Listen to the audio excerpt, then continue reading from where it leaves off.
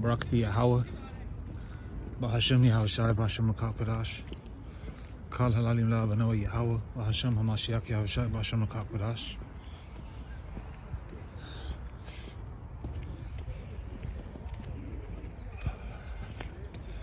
Just wanna just sort of I'm a big digresser of thoughts.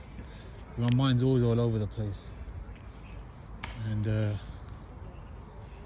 want to touch on infirmities. You know, I'm a baby in this truth. I'm not nobody special, but I've had some sort of revelations or seen some real spiritual outcomes, real spiritual scenarios as well in my day-to-day life. And you know, when you go through these physical infirmities, you have to think about what, you know, Yahushua went through. You have to think about what Job went through, you know, because the Lord was bruised for our sins, you know. And we've just got to go through, because what it is, a lot of people of this world aren't going through what certain people in the truth are going through, you know, namely the apostles and prophets, you know, as well as teachers, you know, important people like that. And, you know, little people like myself that are in the truth, you know, we've got infirmities as well. You know, dislocated shoulders, popping out again and again, even though it's healed up, you know. You got to click it back in yourself. You got neck pain, back pain. You know, my neck's constantly clickety clack. The only time I get better relief is when you know, when you got hot water in the shower, that gives you relief. Or you use some turmeric oil. You know, you eat clean, you can work out. You know, but to the world outside, it's like fasting. When you fast, you don't do that woe is me thing, you know, where you let the world know, you know, that you're fasting. You know, you tidy yourself up, wash yourself, brush your teeth, all that kind of thing, and you keep it moving, like you know, you don't have a care in the world. You know, to the outside world, a lot of people in the truth, a lot of men in the truth, will look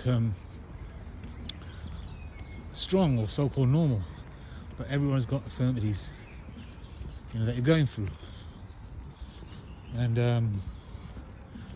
you know, you've got a lot of Jakes out there, because Jake is blessed, whether you're the elect, which you're really blessed if you're, you know, the elect of the elect.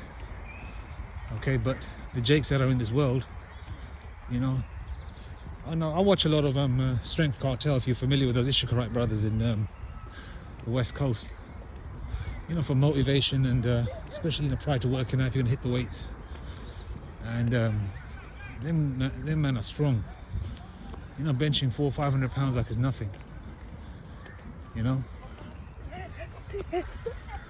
and most of those men are, you know, I don't think they're on the juice, because, you know, the way they work out and their work ethic, you know, they would just be a little bit more ripped and lean.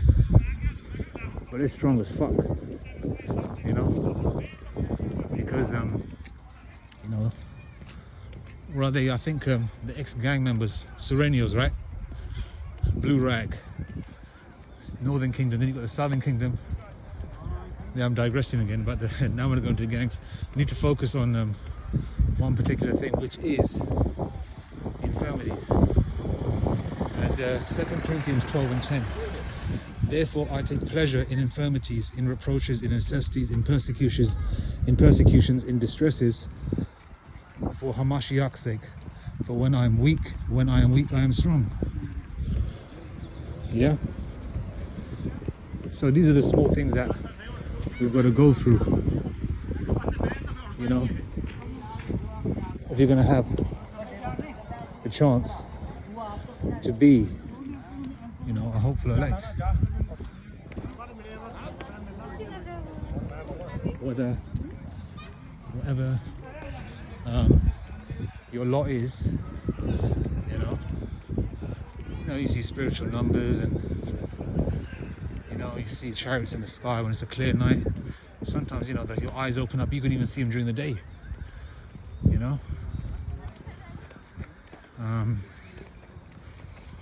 I mean, for example, on the Passover, there was a chariot above my house. It was cloaked, but it must have been the size of, say, I don't know, about 20 feet by 20 feet in diameter. It was cloaked, but there was like a neatly cut sphere. Like you get like a what do you call those things that we had in school? A stencil? No, yeah, like a stencil. Neatly cut out. I know clouds were around it, but they were cut off at that point where the chariot was cloaked. And it must have been maybe about, from the roof of my house, maybe another, I don't know, could have been 100 feet. And it was above my house during the Passover. I don't have much knowledge of these things, but what I do is I watch the apostles and bishops and prophets of Great Millstone, and Lord willing I can learn more. Adawan Ratazah. But like these infirmities are all part of the walk, whether it's large or smaller scale, whatever your lot is. My situation, I guess, it's probably on a smaller scale, but still I go through what I go through.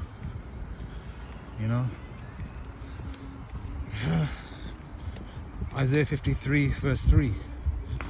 I mean, Yahushua was despised and rejected of men, a man of sorrows and acquainted with grief, and we hid as it were our faces from him.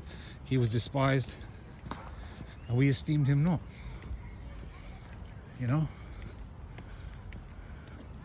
The esteemed are wanted in this world. People that have a lot of followers, those people are usually a lot of bullshit, especially religions like Islam and Hinduism, fake ass Christianity is a lot of straight up bullshit. Because wherever the truth is, and wherever there's going to be a lot of censoring, okay, there's only going to be a small remnant that's going to gravitate towards that doctrine. Okay, I try and watch other camps just to see what's going on, not to get for edification, just to see what's going on.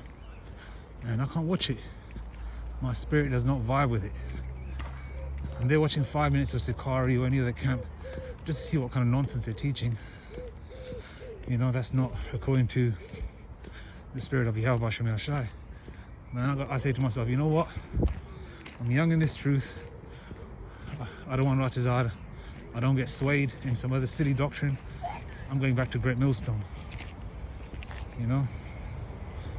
I mean, I'm watching Great Millstone. I don't watch other camps just for learning. I just watch it just to see, see where they're possibly going off, which they do. But like Apostle Gabar says, the greatest walk, the hardest road leads to the greatest success. It's like running a marathon. You run and you run and you run and you're tired as fuck, you're in pain, you're dehydrated. When you get to the finishing line, how sweet is it? You get fame, you get I don't know, depending on your level, riches, and with fame, and especially if you're a fairly comely brother, you're going to get women as well, and even men in this world that aren't so comely get women because of their fame and money. So what I'm trying to say is that infirmities are part of this. If you're going through shit, that means you're going in the right direction. If life is rosy and perfect for you, you ain't going through shit. I mean, if life is perfect and rosy for you, that means then you've got to wonder, then you've got to wonder to yourself, is the Lord dealing with you? you know, because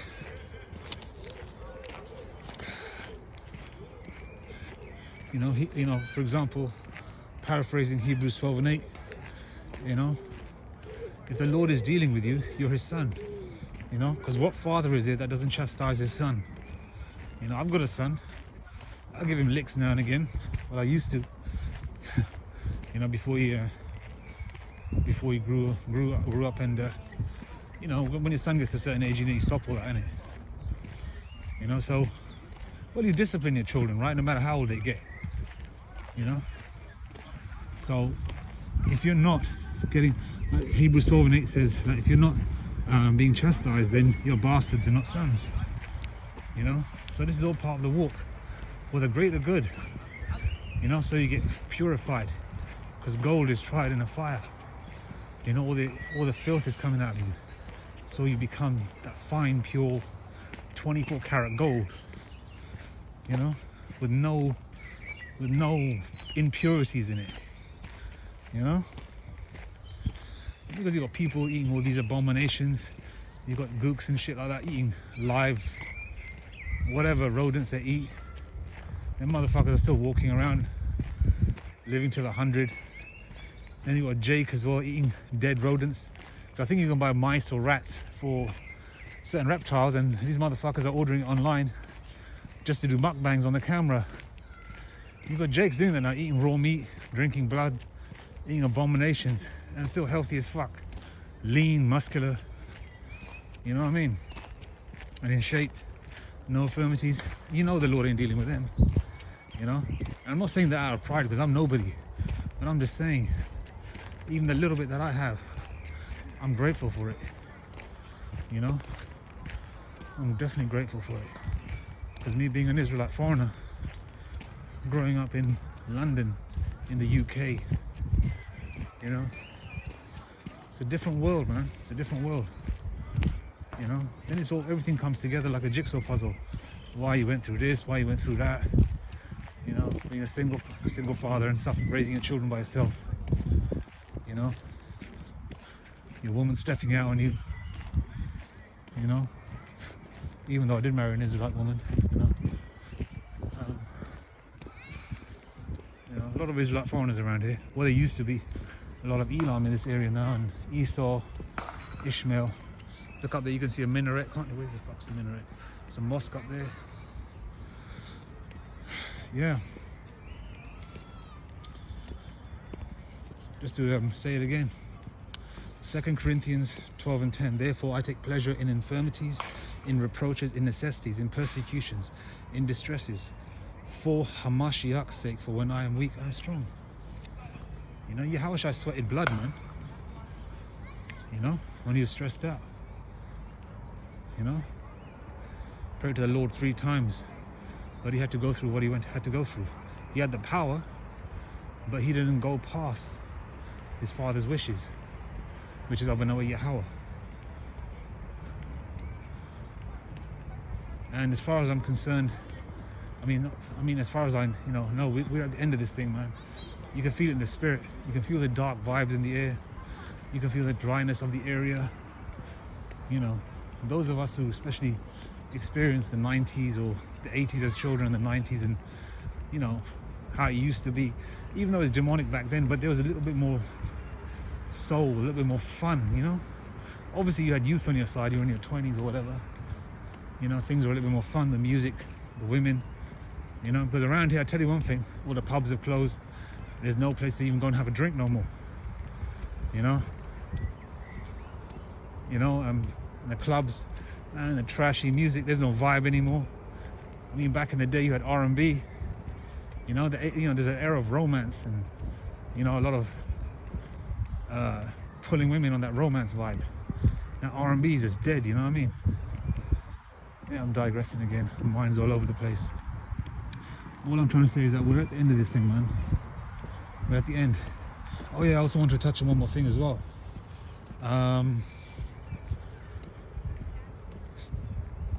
My son does a lot of gaming, right? And he talks to a lot of Jakes in America. He spoke to a young brother in Florida. I don't know whether I think he's Southern Kingdom. And the Southern Kingdom brother was saying that, yeah, his grandparents were forcing him to take the you know what 19, right? I'm sorry, not the you know what, the vaccine, and he didn't take it. His grandparents were forcing him, and on top of that, that young lad in America, the Jake who lives in Florida, was given draft papers. So kids are being drafted now. So World War III is around the corner. So that means they're gonna, if any minute now, the financial system's gonna crash.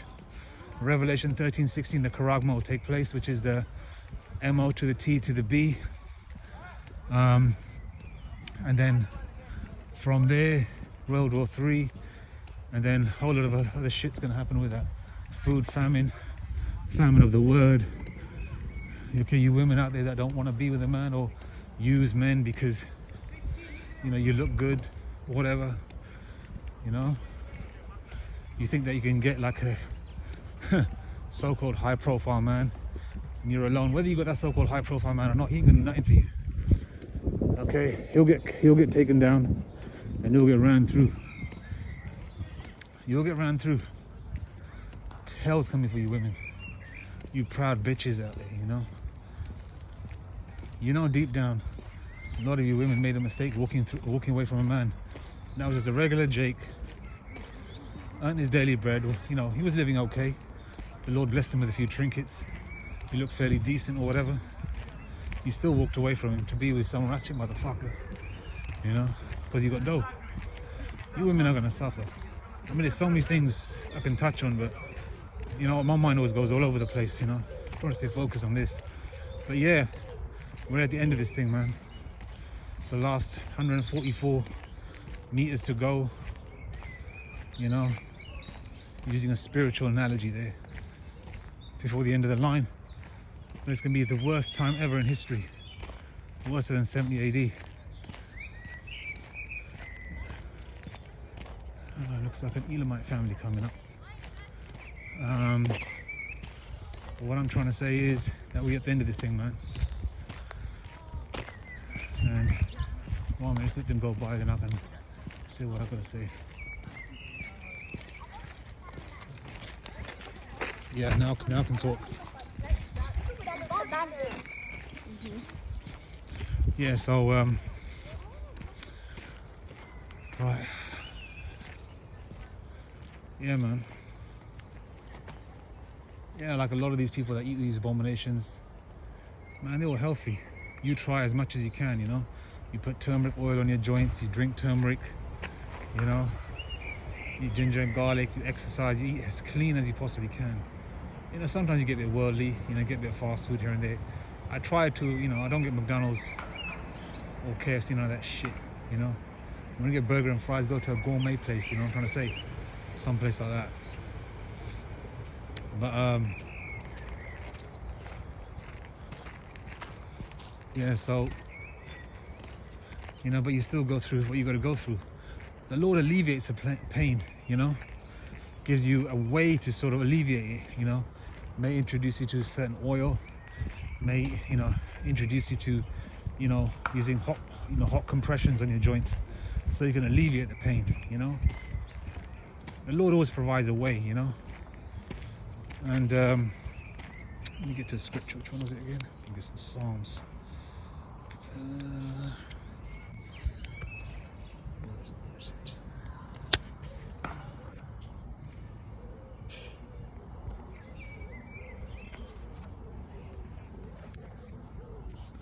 Man, I hate Edom, you know that. Stand these motherfuckers. Okay, anyway, yeah, so the Lord alleviates it. The Lord always delivers you through it. You know, so you still learn, you still get chastised, but you become stronger.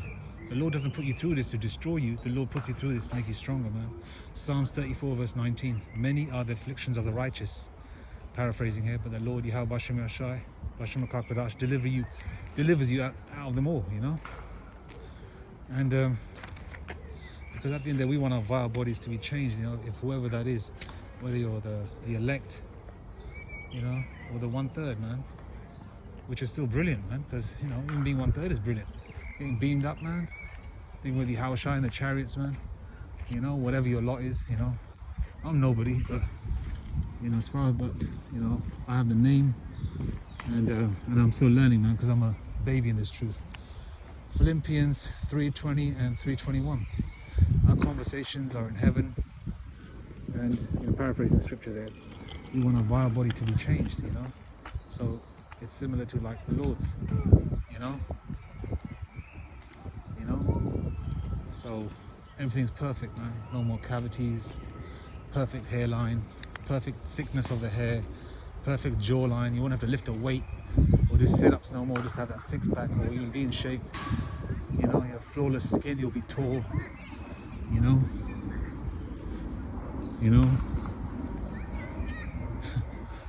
you know, you look you look real sharp, you know. You know, you have wives will be in order. You won't have to worry about in the kingdom children being kidnapped or hurt or murdered or someone molesting them in the school. You know, we can live worry-free, man. So going through all this nonsense, not nonsense, going through all these afflictions, it's a beautiful thing. It means that the Lord is dealing with you, man. The creator of heaven and earth is dealing with you. So it's a beautiful thing. Anyway, just wanted to touch on that.